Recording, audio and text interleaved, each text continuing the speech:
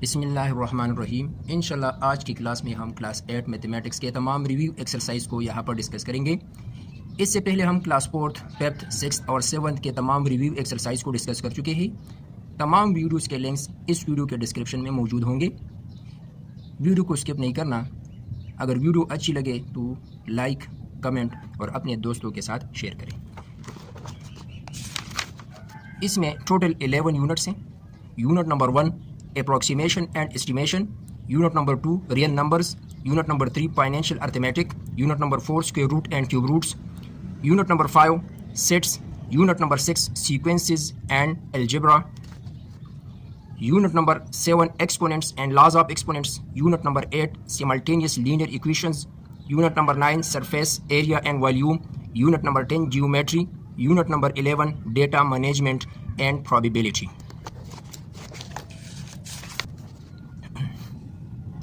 Review exercise number 1.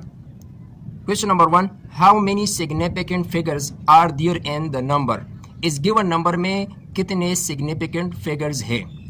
Significant figures वो होते हैं जो नॉन ज़ीरो हो, या वो ज़ीरो जो नॉन ज़ीरो डिजिट्स के बिटवीन हो, तो उसको भी हम significant figure कहेंगे। यहाँ पर 3, 7, 4, 6 ये 4 डिजिट जो है ये है significant figure। लास्ट में जो 3 ज़ीरोज़ है ये सिग्निफिकेंट फिगर नहीं होंगे, तो इसमें करेक्ट ऑप्शन 1 है, यानी 4 significant figures. Question number 2. Which of these have 3 significant figures? यहाँ पर ये डिसिमल नंबर्स हैं, तो इसमें हमने सिग्निफिकेंट फिगर को पहचानना है कि कौन से सिग्निफिकेंट फिगर्स है, यानी 3 सिग्निफिकेंट फिगर्स। तो यहाँ पर ये है 3 सिग्निफिकेंट फिगर्स 1, 2 और 3। ये डिसिमल पार्ट में ये 0 जो है ये भी सिग्निफिकेंट फिगर में आता है। Question number 3. How many significant figures are there in the number? 0.00589 इस given number में ये जो है 589 ये है 3 significant figure, तो correct option इसमें option number 1 है। Question number 4. Which of these has 5 significant figures? यहाँ पर कौन से 5 significant figures हैं? ये 3 significant figure हैं, ये 3 सिग्निफिकेंट फिगर हैं, यहाँ पर 1, 2, 3, 4, 5 ये है 5 सिग्निफिकेंट फिगर। यहाँ पर ये 0 भी काउंट होगा, ये 0 भी काउंट होगा, तो करेक्ट ऑप्शन इसमें 2 है। Question number 5. How many significant figure are in 209,110? इस गिवन नंबर में कितने सिग्निफिकेंट फिगर है? तो इसमें है 1, 2, 3, 4, 5 सिग्निफिकेंट फिगर, इसमें ऑप्शन 2 करेक्ट है। Review exercise number 2. Terminating decimal numbers are those decimal numbers that have number of digits after the decimal point finite. जिस तरह 2.5 है तो इसमें पॉइंट के बाद 1 डिजिट है, यानी महदूद है इसकी तादाद, तो इसको हम कहते हैं टर्मिनेटिंग डिसिमल। ऑप्शन 2 इसमें करेक्ट है। Question 2. decimal numbers that have an infinite number of digits after the decimal point, तो इसको हम कहते हैं नॉन टर्मिनेटिंग डिसिमल, यानी वो डिसिमल जिसमें डिसिमल पार्ट में डिजिट्स ये इन्फिनिट हो, तो उसको हम नॉन टर्मिनेटिंग कहते हैं। जिस तरह ये है 2.3451 up to so on. Question number 3. A decimal number that has a single digit or a block of digits repeat itself an infinite number of times after the decimal point is called a or an decimal numbers. वो decimal number या वो non terminating decimal जिसमें एक digit की repetition हो या block of digits की repetition हो, जिस तरह है 0.3333 और यहाँ पर है 0.232323, तो इस टाइप के नंबर को हम रिकरिंग डिसिमल कहते हैं, यानी repeated decimal. Question 4. Which of these is an irrational number?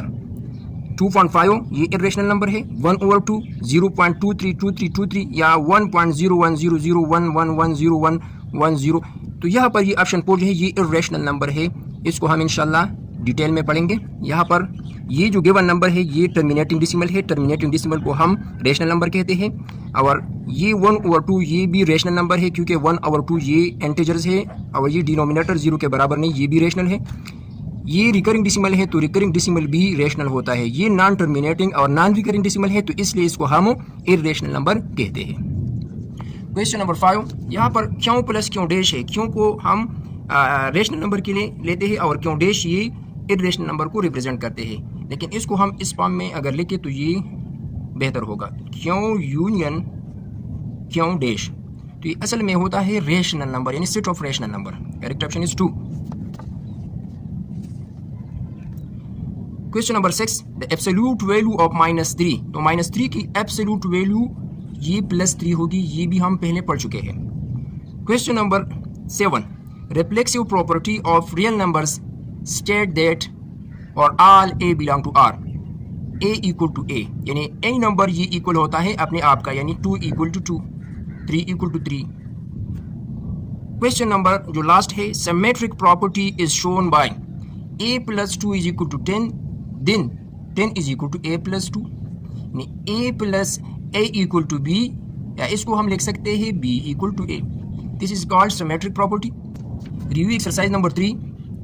Question number 1, if the ratio a/b is the same as the ratio c/d, तो इसको हम लिख सकते हैं a/b प्रोपोर्शनल टू c/d। इसमें ऑप्शन 2 करेक्ट है। Question number 2, a method in which we calculate the value of a number of things by finding the value of one thing is called, तो इसको हम यूनिटरी मेथड कहते हैं। ये भी हम पहले पढ़ चुके हैं, क्लास 5th में, क्लास 4th में भी मौजूद है। Question number 3, if the two quantities x and y are directly proportional to each other, अगर x और y ये डायरेक्टली प्रोपोर्शनल हो, तो y directly proportional to x, तो इसको हम लिखेंगे y is equal to kx। Option number 4 इसमें करेक्ट है। Question number 4, if the selling price of a thing or goods is more than its cost price, we can say that there is a, जब selling price ये cost price से ज्यादा हो, तो इसको हम क्या कहते हैं, इसको हम कहते हैं profit. Question number 5, an amount that is added to the cost price to calculate the sale price is called markup. Markup असल में इंटरेस्ट को कहते हैं, जिसको हम सूद कहते हैं। Question number 6, markup is equal to, यानी interest is equal to total payment minus cash price. Option number 4 इसमें करेक्ट है। Review exercise number 4, if the prime factors of a given number can not be written in pair, the given number is not a perfect square. जब एक number ये perfect square ना हो, for example 12 है, तो इसको हम लिख सकते हैं 2 पावर 2 मल्टीप्लाई 3 पावर 1। तो इसके जो प्राइम फैक्टर्स होंगे, इसको हम पेयर्स में नहीं लिख सकते। जिस तरह ये है 2 पावर 2 और ये 3 पावर 1 है, इसका पावर ये इवन नहीं है, तो इसमें करेक्ट ऑप्शन 2 है। Question number 2, finding square root is the inverse process of square the number, यानी किसी नंबर का जब हम स्क्वायर लेते हैं तो ये होता है इस तरह। जब हम इससे इस गिवन नंबर का स्क्वायर रूट फाइंड करते हैं, तो हम इस तरह करते हैं कि स्क्वायर रूट बोथ साइड, यानी स्क्वायर रूट और स्क्वायर द नंबर जो है ये आपस में क्या है, ये इनवर्स प्रोसेस है। Question number 3, the square root of 4096, तो ये इंतहाई आसान है। 40 और 96 यहाँ पर लेके फर्स्ट पेयर, ये सेकंड पेयर है। 6 6 आर 36, ये 4 है और ये 96 है। तो यहाँ पर पहला डिजिट जो होगा स्क्वायर रूट में वो 6 होगा। तो यहाँ पर जो गिवन ऑप्शन है, यहाँ पर 5 है, यहाँ पर 6 है, यहाँ पर 7, यहाँ पर 8। तो आपने बाकी क्वेश्चन को सॉल्व नहीं करना, इसमें करेक्ट ऑप्शन ये है। 104 is the square root of, ये 104 जो है ये किस नंबर का स्क्वायर रूट है, तो आपने क्या करना है, 104 को 104 के साथ मल्टीप्लाई करें। 4 4 आर 16, 1 कैरी, 4 0 आर 4 और 4 0 आर 0 और 1 1 4 1 इज 4। इसी तरह यहाँ पर ये तमाम 0 हो जाएंगे, फिर 00, और इसी तरह 1 4 आर 1 0 आर 1 1 इज 61801, यानी 10,816। 10,816 ऑप्शन नंबर 4 इसमें करेक्ट है।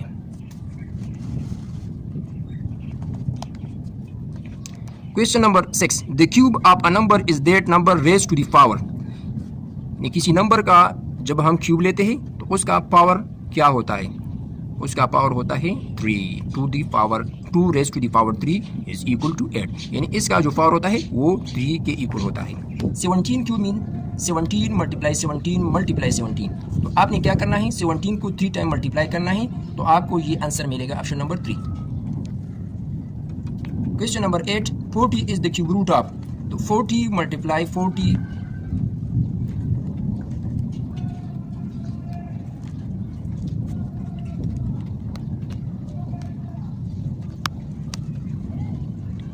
6400, तो 6400 इसमें करेक्ट ऑप्शन है। लास्ट क्वेश्चन है क्यूब रूट ऑफ 729, तो इसके 1 प्लेस पर 9 है, तो हमने 3 सेम नंबर को मल्टीप्लाई करना है कि उससे 9 आ जाए। 9 9 आर 81, और 9 1 इज यानी 9 9s आर 81 और मल्टीप्लाई 9, 9 1 इज 9, 9 8s आर 72। तो ऑप्शन नंबर 4 इसमें करेक्ट है। Review exercise number 5। Question number 1, in dash form of set characteristics of numbers are elements of a particular set are describe. तो इसमें correct option है descriptive form यानी बयानिया form. Question number 2, the set of days of a week in the form of set. ये set का कौन सा form है? तो इसको हम डिस्क्रिप्टिव फॉर्म कहते हैं। Option number 1 correct.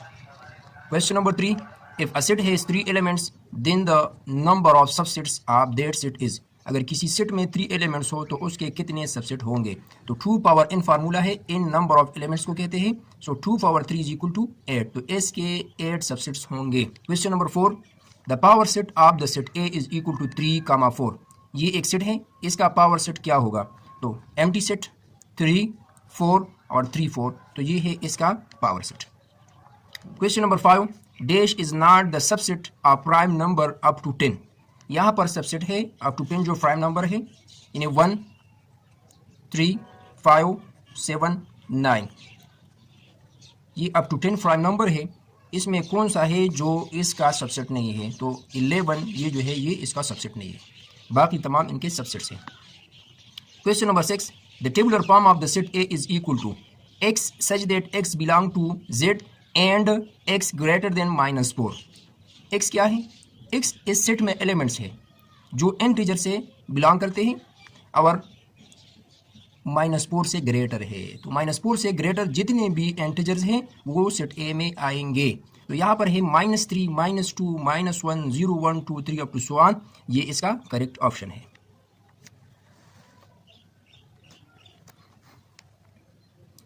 Question number 7, the commutative property of sets with respect to intersection. तो इंटरसेक्शन के लिए ये सिंबल यूज होता है। तो यहाँ पर इंटरसेक्शन सिर्फ इस ऑप्शन में यूज हुआ है, A intersection B is equal to B intersection ए।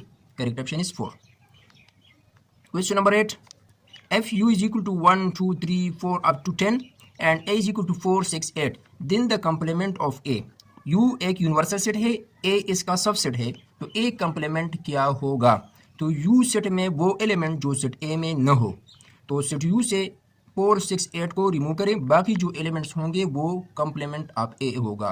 1 2 3 5 7 9 और 10, तो करेक्ट ऑप्शन इसमें 1 है। इसमें लास्ट क्वेश्चन है, द डिमॉर्गन्स लॉ इज। यहाँ पर डिमॉर्गन लॉ गिवन है, 4 ऑप्शन में कौन सा है?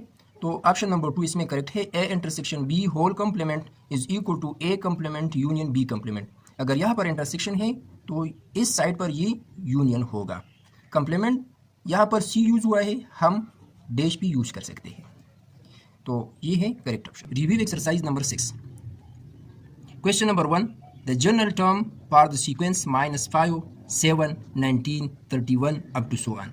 इस गिवन सीक्वेंस के लिए जनरल टर्म कौन सा होगा? तो इसके लिए general term a n is equal to -5 plus 12 n to n -1 होगा, क्योंकि जनरल टर्म जो फार्मूला है वो है a n is equal to A1 plus n-1 n to d. तो यहाँ पर जो इन 2 टर्म्स के दरमियान जो डिफरेंस है वो 12 के इक्वल है। तो डी की जगह 12 को पुट करें, n-1 अपनी जगह पे प्लस अपनी जगह पे, पहला टर्म -5 है तो ये -5 हो गया, तो इसमें करेक्ट ऑप्शन 4 है। Question number 2, the 11th term of the sequence 3 11 19 27 up to so on is. यहाँ पर 4 टर्म्स गिवन है, इसका 11th टर्म मालूम करना है। इंतहाई आसान है, पहले हमने कॉमन डिफरेंस को मालूम करना है। So d is equal to 11 minus 3 is equal to 8, 19 minus 11 is equal to 8। तो इसका जो कॉमन डिफरेंस है वो 8 के इक्वल है। यहाँ पर जनरल टर्म फार्मूला यूज करें, n यहाँ पर 11 है क्योंकि हमने 11th टर्म को मालूम करना है, तो n की जगह 11 को फुट करें, a1 equal to 3 n equal to 11 minus 1, और जो कॉमन डिफरेंस है वो 8 के इक्वल है। इसको सिंपल करें, ये इक्वल होगा, इस तरह सिंपल करें, 11 minus 1 equal to 10 8 are 80 80 plus 3 is equal to 83। Correct option इसमें 2 है। Question number 3, a sequence of number in which each term is obtaining by multiplying or dividing the preceding term by apex number is called geometric series। ये geometric series की definition है। इसमें जो next term हमें मिलेगा वो या तो मल्टीप्लाई से मिलेगा या डिवाइड से मिलेगा। अर्थमेटिक सीक्वेंस में हमने जो नेक्स्ट टर्म फाइंड करना है वो एडिशन से हमें मिलेगा। Question number 4, a polynomial with degree 3 is known as, वो पॉलिनोमियल जिसकी डिग्री 3 हो तो उसको क्या कहा जाता है, उसको क्यूबिक पॉलिनोमियल कहा जाता है। Question number 5, the result of multiplication of 2x + 3 and 1 + 4x, इन दोनों को आपस में मल्टीप्लाई करना है। 2x × 1 2x, 2x × 4x 8x² + 3 × 1 +3 + 3 × 4x = +12x। अब इसको इस तरह लिखें, 8x² + 12x 2x 14x +3, इसमें करेक्ट ऑप्शन 1 है। Question number 6, 2a - 4 whole square is equal to, 2a - 4 whole square is equal to, ये है equal a - b whole square, तो a² + b² - 2ab, को सिंपल करें, 2² = 4a², 4² 16, 2 2s are 4, 4 4s are 16a। अब यहाँ पर check करें, करेक्ट ऑप्शन इसमें ऑप्शन नंबर 2 है, 4a² + 16 - 16a, ऑप्शन 2 इसमें करेक्ट है। Question number 7, the factorization of x² + 7x + 12, इसको फैक्टराइज करना है, तो फैक्टराइज करना भी इंतहाई आसान है, लेकिन यहाँ पर ये MCQs है तो हम इसको एक ट्रिक के जरिए करेंगे। यहाँ पर तमाम साइन जो है वो पॉजिटिव है, इसके जो फैक्टर्स बनेंगे वो पॉजिटिव होंगे, तो यहाँ पर चेक करना है कि कौन से 2 फैक्टर्स है जो पॉजिटिव है। यहाँ पर positive negative, negative negative, positive positive और नेगेटिव पॉजिटिव, तो ये तीनों ऑप्शन ये इसमें नेगेटिव फैक्टर मौजूद है, तो करेक्ट ऑप्शन इसमें ऑप्शन नंबर 3 है। आप इसको सॉल्व भी कर सकते हैं, इसका तरीका क्या है, फर्स्ट एंड लास्ट के जरिए आपने करना है, इंतहाई आसान है, तो इसमें करेक्ट ऑप्शन 3 है। Question number 8, m - n whole cube, यहाँ पर हमने a - b whole cube formula use करना है, तो इसमें जो हमें करेक्ट ऑप्शन मिलेगा वो ऑप्शन नंबर 1 होगा, ऑप्शन नंबर 1। यहाँ पर इसका मैंने दूसरा फॉर्म भी लिखा है, n dash is a combination of variables, constant, coefficient, exponent and symbol of operations, तो इसको हम क्या कहते हैं, इसको हम एक्सप्रेशन कहते हैं। एक्सप्रेशन में ये तमाम चीज़ें होती है, जिस तरह यहाँ पर मैं लिख रहा हूँ ax² + bx + c, तो चेक करें वेरिएबल्स, तो वेरिएबल यहाँ पर क्या है, x है, कांस्टेंट इसमें c है, कोएफिशिएंट इसमें a और b है, एक्सपोनेंट इसमें 2 है एंड सिंबल इसमें प्लस है, तो इसको हम यहाँ पर क्या कहेंगे, एक्सप्रेशन कहेंगे। ये कॉम्बिनेशन है, ये एक्सप्रेशन जो है ये कॉम्बिनेशन है वेरिएबल, कांस्टेंट, कोएफिशिएंट्स का, एक्सपोनेंट्स एंड सिंबल्स का। यहाँ पर लास्ट क्वेश्चन है, dash are the algebraic expressions in which the powers of variables are whole number, वो अलजेब्राइक एक्सप्रेशन जिसके पावर्स ये क्या हो, ये होल नंबर हो, तो उसको हम क्या कहेंगे, उसको हम पॉलिनोमियल कहेंगे। पॉलिनोमियल की डिफिनीशन है यहाँ पर। Review exercise number 7 exponent loss है, इससे रिलेटेड जितने भी क्वेश्चन है आपने उसको अच्छी तरह से तैयार करना है। क्वेश्चन नंबर 1 है a⁻n × b⁻n, ये प्रोडक्ट ला है सेम एक्सपोनेंट वाला, तो इसको हम डायरेक्ट जो बेसिस है इसको मल्टीप्लाई करके इस पर एक पावर यहाँ पर लेंगे, तो इसमें करेक्ट ऑप्शन 1 है। 4 cube is equal to, 4 cube mean 4 × 4 × 4, 4 4s are 16, 16 4s are 64। Question number 3, x⁻³ × x⁻4, तो यहाँ पर सेम बेसिस प्रोडक्ट ला यूज होगा, तो एक बेस यहाँ पर हम लेंगे, पावर को आपस में ऐड करेंगे, तो ये इक्वल होगा x⁻1 यानी x के इक्वल होगा। क्वेश्चन नंबर 4, 7 होल पावर 0, जब भी किसी नंबर का पावर 0 हो तो वो इक्वल होगा 1 के, तो यहाँ पर करेक्ट ऑप्शन 2 है। पायो पावर -3, तो इसको हम लिख सकते हैं 1/π पावर +3।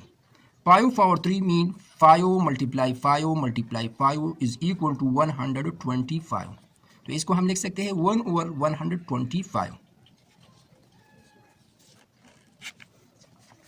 क्वेश्चन नंबर 6 है -4a² whole cube, -4a² whole cube है, तो हम इस क्यूब को 4 के ऊपर भी ले सकते हैं और a² के ऊपर भी ले सकते हैं। अब इसको सिंपल करें, पावर 8 है तो यहाँ पर जो साइन लगेगा वो माइनस होगा, 4 4s are 16, 16 4s are 64, यहाँ पर 64।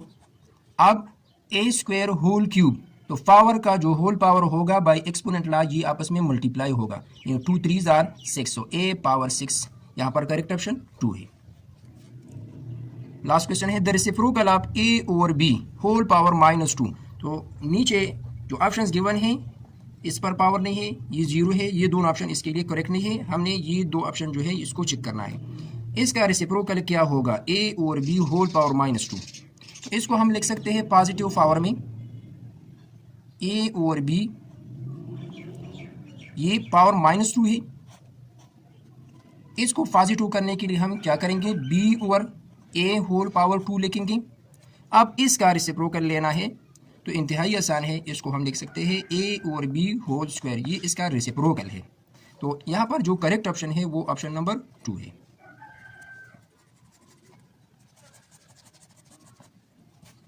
ऑप्शन नंबर 2 इसमें करेक्ट है। Review exercise number 8, question number 1, the measure of steepness is known as, steepness mean ऊंचाई, स्टीपनेस मेजरमेंट। यहाँ पर जो ऑप्शन है ग्रेडियंट, ग्रेडियंट को हम स्लोप भी कहते हैं, तो करेक्ट ऑप्शन इसमें 2 है, चढ़ाव की शरह। Question number 2, the gradient is positive when, तो इसमें करेक्ट ऑप्शन है the line moves upward from left to right side. Question number 3, if the horizontal change is 3 and the gradient is 2 then vertical change is, तो यहाँ पर जो gradient का formula है vertical change divide by horizontal change. तो यहाँ पर जो वैल्यूज गिवन है पुट करें, 3 ये हॉरिजॉन्टल चेंज है, यहाँ पर 3 पुट करें। वर्टिकल चेंज को मालूम करना है, ग्रेडियंट 2 है तो 3 को बोथ साइड में मल्टीप्लाई करें, 6 is equal to vertical change. तो करेक्ट ऑप्शन इसमें ऑप्शन नंबर 4 है। Question number 4, if a straight line is crossing the y axis at 0 -2 the y intercept is, यहाँ पर ये पॉइंट गिवन है तो y इंटरसेप्ट क्या होगा, y इंटरसेप्ट -2 होगा। इंशाल्लाह इसको हम डिटेल में पढ़ेंगे। Question number 5, to find x intercept of a line we put, जब हम x इंटरसेप्ट को फाइंड करते हैं तो क्या पुट करते हैं हम, y इक्वल टू 0 को पुट करते हैं। Question number 6, in ax plus by plus c equal to 0 the line will be horizontal line if a equal to 0, जब a इक्वल टू 0 होगा तो यहाँ पर क्या होगा, हॉरिजॉन्टल लाइन होगा। Which of these line passes through the origin, यहाँ पर लाइन्स गिवन है, कौन सा लाइन ये ओरिजिन से पास होगा, तो ये सिंपल बात है y इक्वल टू 3x जो होगा ये ओरिजिन से पास होगा। आप यहाँ पर x इक्वल टू 0 को पुट करें तो y की वैल्यू आपको 0 मिलेगी और ये यहाँ पर ये पॉइंट आएगा 0 0, तो ये ओरिजिन से पास होगा। बाकी तमाम जो है ये ओरिजिन से पास नहीं होंगे। नेक्स्ट क्वेश्चन है the equation of horizontal line is, horizontal line के लिए जो इक्वेशन है यहाँ पर है y is equal to c, यानी जब y की वैल्यू फिक्स होगी तो यहाँ पर जो ग्राफ बनेगा वो क्या होगा, वो हॉरिजॉन्टल होगा। तो ये ऑप्शन इसमें करेक्ट है। The equation of a straight line is, straight line के लिए जो इक्वेशन है वो है y is equal to mx plus c, m यहाँ पर स्लोप है। The gradient of the line y is equal to x is, तो यहाँ पर ये जो y is equal to x है इसमें ग्रेडियंट क्या है यानी स्लोप क्या है, इंतहाई आसान है, 1 है, यानी mx, m की जगह यहाँ पर 1 पुट करें, 1x या सिर्फ x यहाँ पर हम लिख सकते हैं, तो इसमें करेक्ट ऑप्शन 1 है।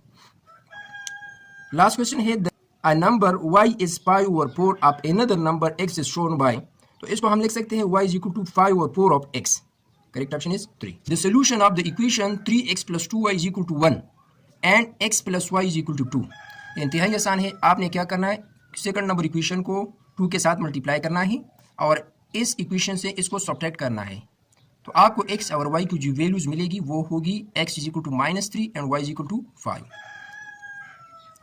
y intercept in the equation y is equal to 3x plus 7, इस गिवन इक्वेशन में y इंटरसेप्ट क्या है, तो ये है +7।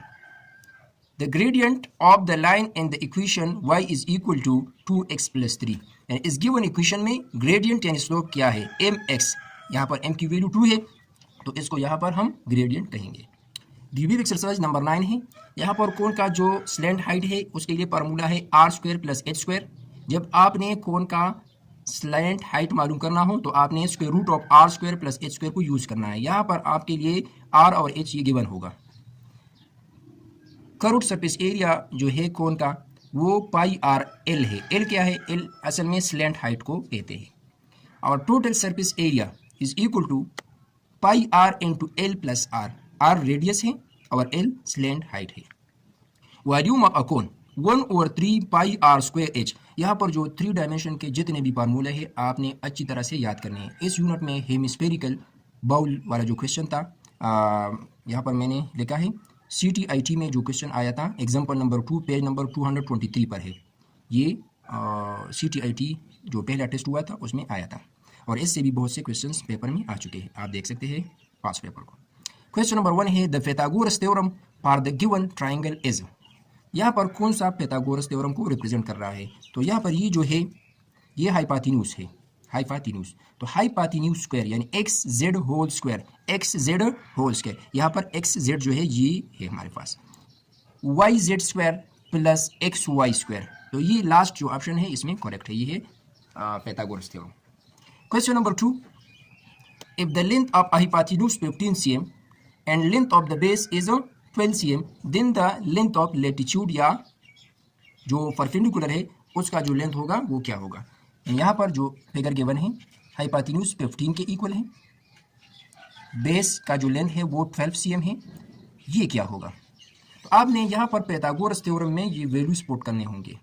तो आपको जो ऑप्शन मिलेगा वो यहाँ पर मौजूद होगा. यहाँ पर पुट करें 15 स्क्वायर 15 स्क्वायर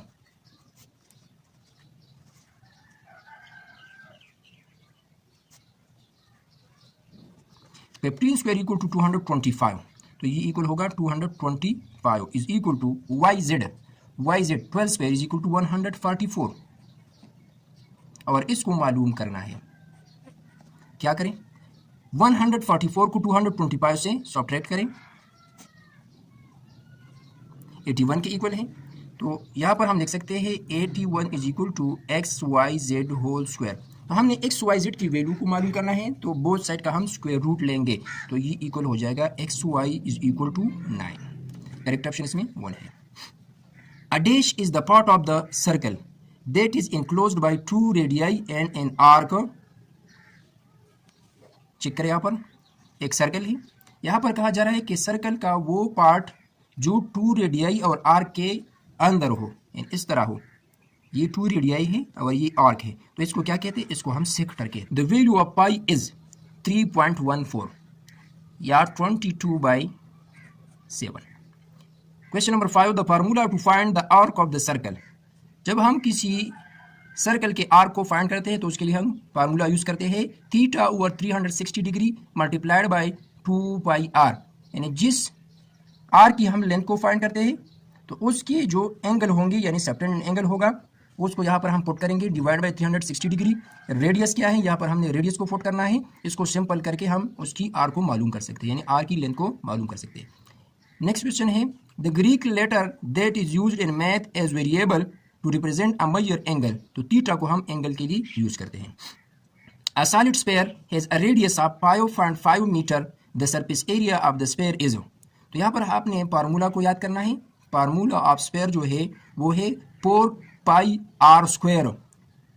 पाई की वैल्यू 3.14 है और आर की वैल्यू यहाँ पर 5.5 है. तो 5.5 स्क्वायर मल्टीप्लाइड बाय 3.14 मल्टीप्लाई 4. तो ये इक्वल होगा 379.94 मीटर स्क्वायर.